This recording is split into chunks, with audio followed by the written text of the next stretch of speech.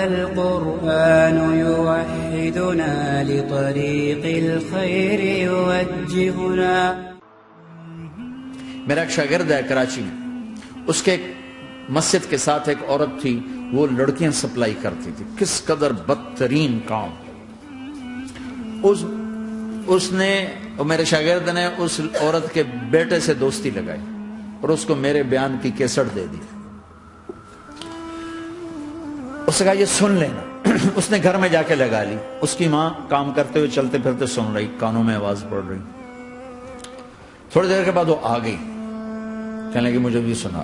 تو اس نے سنی، پھر کہنے لگی دوبارہ سنا، پھر دوبارہ سنی، پھر کہنے لگی ایک دفعہ اور سنا، پھر ایک دفعہ اور سنی. کہنے لگے یہ کون ہے؟ کہ پتہ نہیں کون ہے. کہ کس نے دی؟ کہ یہ مولوی صاحب جو مسجد کا، اس نے دی. تو اس نے بیٹے کو لیا اور مسجد کے دروازے پر آ کے، لوگ تراویح پڑھ کے نکل رہے تھے. انہوں نے کہا میں یہاں کے امام سے ملنا چاہتی ہوں. تو آ گیا، امجد نام ہے اس کا.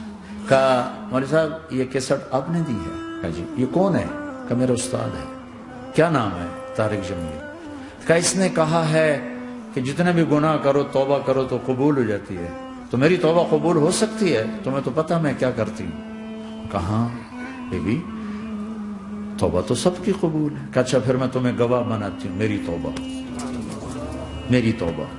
اور اگلے دن مسجد میں آنا شروع کر دی تراویح میں، اور دعا کرے یا اللہ اگر میری توبہ قبول ہے تو مجھے اٹھا لے، اگر میری توبہ قبول ہے تو مجھے اٹھا لے، اگر میری توبہ قبول ہے تو. زور زور سے دعا کرتی. عورتوں کے اس میں جدھر عورتیں نماز پڑھتی تھی،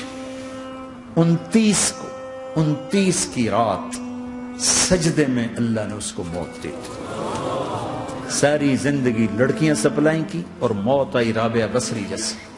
توبہ ایسی چیز. اے اللہ میری توبہ قبول ہے تو مجھے اٹھا لے.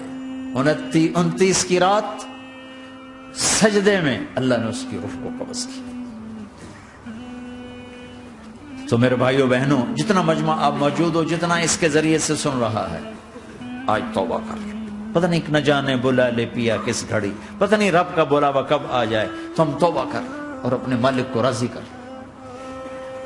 تو نیت کرتے ہو میرے ساتھ؟ سارے کرتے ہو نا؟